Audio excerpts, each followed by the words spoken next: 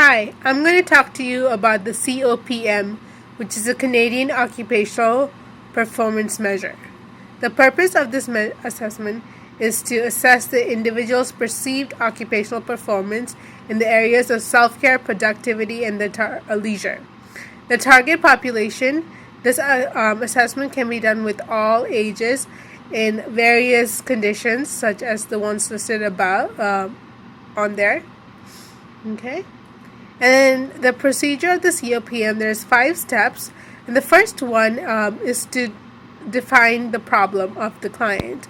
It is done with a semi-structured interview by the therapist and the client or the caregiver if necessary.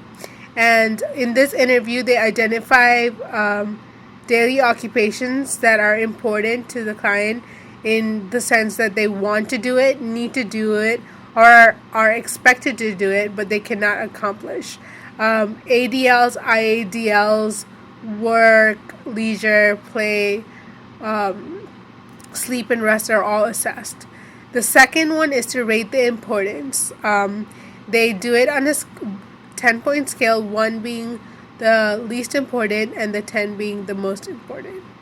And then after they have rated the they're going to select the problems for scoring. They're going to choose up to 5 of the most important, so the ones that are ranked closer towards the 10-point scale, and they are going to select those problems.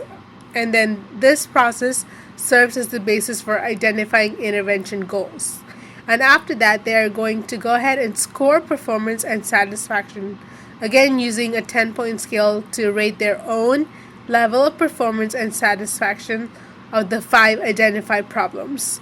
And then the therapist will then calculate the average, which we'll go and talk about it a little bit more later. And then after the intervention, after treatment, the therapist is going to go ahead and reassess the client in all those same 5 problem areas that were identified, and they're going to go ahead and rank the performance and the satisfaction of those activities. The scoring, so you have the total performance done the first time over the number of problems, which is 5, and then the total satisfaction from the first try over the number of problems, and you're going to add it and get a score. Then you're going to reassess it and you're going to do it over again. Same equation. So the interpretation is the change in performance is done by the post-test score minus the performance score from the first one, and the same goes for the satisfaction. So score 2 minus score 1. That's supposed to be a 1 over there. Okay. And then this test is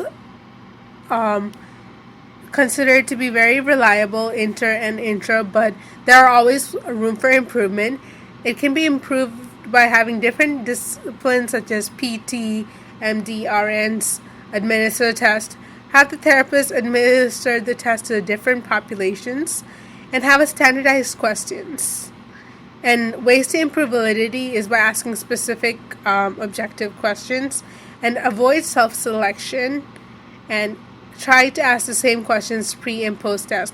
Just keep it standardized. And that's it. Thank you. And then you'll see how the assessment is conducted. Thank you.